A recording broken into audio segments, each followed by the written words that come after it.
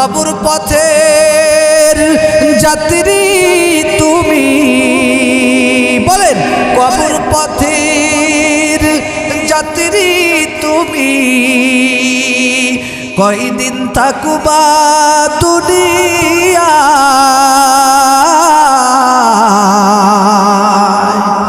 আজরাইল তো তোমার পিছে ঘুরছে সর্বদা। কবর পথের যাত্রী তুমি, কয়দিন থাকবা দুনিয়া, আজরাইল তো তোমার পিছে ঘুরছে সর্বদা। কবর যে এক কঠিন মাকাম, পড়বে ধরা পাপী তামাম, ঠিক কিনা? সলচাতুরি করার মতো কোনো উপায় থাকবে না,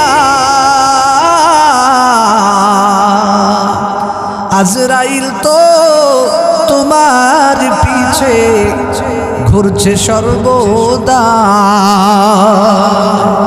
কার পিছনে দৌড়াইতেছো তুমি? দুনিয়ার পিছনে ছুটতাছো, আর আজরাইল তোমার পিছনে ছুটতাছে, ঠিক কিনা বলেন?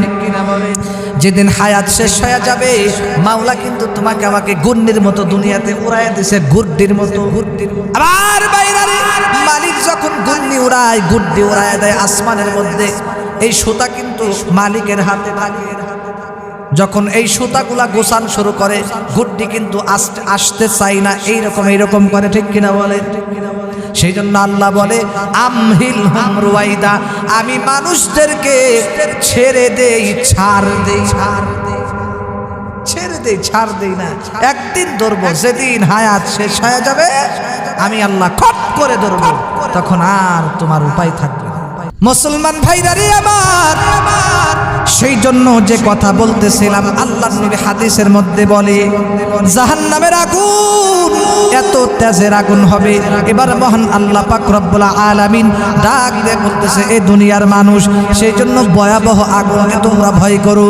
এবার আল্লাহর নবী ডাক দিয়ে বলতেছে, ফেরেশতাদেরকে ডাক দিয়ে বলে, এ ফেরেশতারা, তোমরা জাহান্নামের আগুনকে আরো তাপ দাও। নাউজুবিল্লাহ বলেন। আমার বাইরা রে, আল্লাহর নবী ডাক দিয়ে বলে, এ দুনিয়ার মানুষ শুনো, আল্লাহর নবী ডাকতে বলতেছে জাহান্নামের আগুন আরো 1000 বছর তাপ দিতে কয় কে? আল্লাহ তাআলা। আল্লাহ ডাক দিয়ে বলে, এ দুনিয়ার মানুষ, এ ফেরেশতারা, আমার নাফরমান বান্দা যাকে এত সুন্দর করে বানাইলাম, যে আমার হুকুম মানবে না, এর জন্য এই আগুনে হবে না আরো 1000 বছর তাপ দাও। আমার ভাইরা রে, আল্লাহর নবী ডাকতে বলি আরো 1000 বছর তাপ দেয়। আরো 1000 বছর তাপ দেওয়ার পরে আল্লাহর নবী ডাকতে বলে, এই আগুনটা একদম সাদা দপদপে হয়ে গেছে। নাউজুবিল্লাহ। আমার ভাইরে, জাহান্নামের আগুন থেকে বাঁচার জন্য দুনিয়াতে বেশি বেশি কাইছে। আমার ভাইরা, জাহান্নামের আগুনের কারণে, জাহান্নামের ভয় আজকে আমাদের চোখে পানি আসে না, অথচ একটা পাথর মাওলার ভয়ে কিভাবে কাঁদছে জানেন? মুসা পয়গম্বর আল্লাহর সঙ্গে কথা বলার জন্য যাবে, কথা বলার জন্য যখন আল্লাহর পয়গম্বর মুসা নবী, এই কথাটা খুব ভালো করে খেয়াল করেন, কিতাবের মধ্যে সুন্দর করে আসছে, নবী গো, আল্লাহর নবী যখন চলে গেলেন মুসা নবীর লগে কথা বলার জন্য, হঠাৎ করে দেখে একটা পাথর হাউ মাউ করে কাঁদে। সুবহানাল্লাহ। আমার বাইরা, একটা পাথর জাহান্নামের আগুনের ভয়, জাহান্নামকে ভয় করে থরথর করে কাঁপতেছে। আমার ভাই রে, আমার আম্মা জানেরা খুব গভীর মনোযোগ দিয়ে শোনেন, আমি অল্প সময়ের মধ্যে শেষ করে দেব। আল্লাহর নবী হাদিসের মধ্যে বলেন, শুধু তাই নয়, এই কথাটা 8 নম্বর পারা সূরা আরাফের মধ্যে, কোরআন শরীফের মধ্যে আসছে। আল্লাহ পাক রব্বুল আলামিন বলে এই জাহান্নামের ভয়ে পাথরটা থর থর করে কাঁপে। মুসা নবী ডাক দেয়া বলে, এ পাথর তুমি কেন কাঁদো? তুমি যে একটা মাখলুক, তোমার তো কোনো হিসাব হবে না, হিসাব হবে না। এবার পাথর ডাক দেয়া বলে, তুমি আল্লাহকে জিজ্ঞাসা করিও আমি পাথরের ব্যাপারে আল্লাহ কি ফয়সালা করেছেন। আমি পাথরকে আল্লাহ জাহান্নামে দিবে নাকি জান্নাতে দিবে? মুসা নবী বলে, এইটা তুমি কি বলো? কারণ পাথরের জবান আল্লাহ খুলে দিয়েছে। আমার বাইরে এর যুবক আম্মা জান ভালো করে লক্ষ্য করেন। এবার পাথর ডাক দেয়া বলে, হাদিসের মধ্যে শুনছি, কোরআনের মধ্যে শুনছি, কারণ কিয়ামতের ময়দান পাথর দিয়া নাকি জাহান্নামের আগুন জ্বালানো হবে। আমি এই জন্য ভয় পাই, আমি পাথর দিয়া নাকি জাহান্নাম না জানি না জ্বালাই।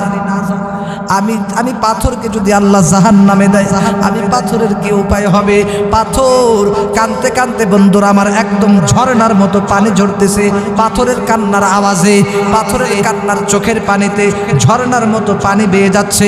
আমার বাইরে মুসা পয়গম্বর বলল, ঠিক আছে আল্লাহ বলবো। এবার মুসা নবী আল্লাহর কাছে চলে গেল। আল্লাহর কাছে যায় বলতেছে, মালিক তোমার একটা মাখলুক, একটা পাথর জাহান্নামের ভয় করে কাঁদে, তুমি তার ব্যাপারে কি ফয়সালা করছো? তাকে মাফ করছো নাকি মাফ করো নাই? তাকে জান্নাত দিবা নাকি জাহান্নামে দিবা? আল্লাহ ডাক দেয়া বলে, আমার জামানার নবী মুসা রে, পাথরকে তুমি শোনায়া দিও আমার পাথরের ওই পাথরের চোখের পানি আমি আল্লাহ কবুল করে নিয়েছি এবং ওকে জাহান্নামে জ্বালাবো না, ওকে আমি জান্নাত দান করব। এবার মুসা নবী আসছে, পাথরকে এসে বলতেছে, পাথর আল্লাহ তোর কান্না কবুল করছে। সুবহানাল্লাহ। ভাই রে, সেই জন্য হায়াত থাকতে চক্ষুটা খোলা থাকতে বেশি বেশি কাঁদেন। মরার পরে চক্ষুটা বন্ধ হওয়ার পরে আর কিন্তু কান্দা লাভ নাই। আল্লাহর নবী বলে, দুনিয়া হাসরের ময়দান যখন শুরু হয়ে যাবে, হাসরের মাঠ যখন শুরু হয়ে যাবে, অনেকগুলা মানুষ জাহান্নামীরা আফসোস করবে, আফসোস করে করে তাদের আঙ্গুলগুলা সাবায়া সাবায়া খাবে। নাউজুবিল্লাহ। কানতে কানতে চোখের পানি এক পর্যায়ে শেষ হয়ে যাবে। আমার ভাই রে, অন্তর থেকে কলিজা থেকে কথাগুলো বলতেছি, সহ্য করতে পারবেন না। আমার বাবু অল্প কয়দিন দুনিয়ার জন্য এত কেন পাগল হইলা রে? অথচ দুনিয়া হলো অল্প কয়দিনের। আমার ভাইরা, যেই কথা বলতেছিলাম ওই তো সূরা তাহরিমের এই আয়াত কিন্তু এখন আমি শেষ করি নাই। আল্লাহর নবী হাদিসের মধ্যে বলেন, আমার ভাইরা রে, গভীর মনোযোগ দিয়ে খেয়াল করেন। ফেরেশতাদেরকে আল্লাহ তাআলা আবার বলবে, এই ফেরেশতার দল, যেই বান্দা আমার হুকুম পায়া আমার কথা শুনবে না, আরো 1000 বছর তাপ দাও। নাউজুবিল্লাহ কোন। এবার আল্লাহর নবী বলে, আরো 1000 বছর তাপ দেবে। মোট কথা মুহাদ্দিসিনে কিরামগণ হাদিসের ব্যাখ্যায় লেখে, মূল কথা হলো জাহান্নামের আগুনকে 3000 বছর তাপ দেওয়া হয়েছে। 3000 বছর তাপ দেওয়ার কারণে জাহান্নামের আগুন একদম আমাবাস্যা রাতের মতো অন্ধকার কালো হয়ে গেছে। সেই জন্য নবীজি বলে, উম্মত জাহান্নামের আগুন সহ্য করতে পারবে না। সেই জন্য জাহান্নামের আগুনকে দুনিয়া থেকেই ভয় করো। জাহান্নামকে ভয় করে 2 ফোঁটা চোখের পানি দুনিয়াতেই ফালিয়ে যাও। আল্লাহকে যদি রাজি খুশি করে কবরে যাইতে পারো, ফামানিত্তাবা হুদায়া ফালা খাউফুন আলাইহিম ওয়ালা হুম ইয়াহজানুন। সূরা বাকারার মধ্যে আছে 1 নম্বর পারা, আল্লাহ বলেন, যারা ফামানিত্তাবা হুদায়া, আমি আল্লাহর হুকুম অনুযায়ী চলবে, রাষ্ট্র পরিবার পরিজনদেরকে আমি আল্লাহর হুকুম অনুযায়ী চলবে। ফামানিত্তাবা হুদায়া ফালা খাউফুন আলাইহিম, তাদের জন্য কোনো ভয় নাই, ওয়ালা হুম ইয়াহজানুন, তাদের জন্য কোনো চিন্তাও নাই। সুবহানাল্লাহ।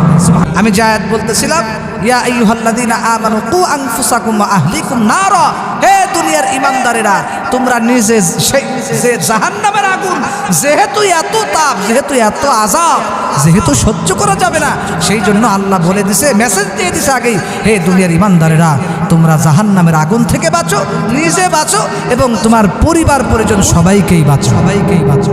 সুবহানাল্লাহ বলে। আল্লাহ আমাদের সকলকে জাহান্নামের আগুন থেকে বেঁচে আমরা আল্লাহ আমাদের সকলকে জাহান্নামকে ভয় করে বেশি বেশি কান্না করার তৌফিক দান করুক। সকলেই বলেন আমিন। আখিরাতের প্রস্তুতি নিয়ে আমরা যেন জান্নাতি হয়ে কবরে যাইতে পারি, আল্লাহ আমাদের সকলকে তৌফিক দান করুক। সকলেই বলেন আমিন।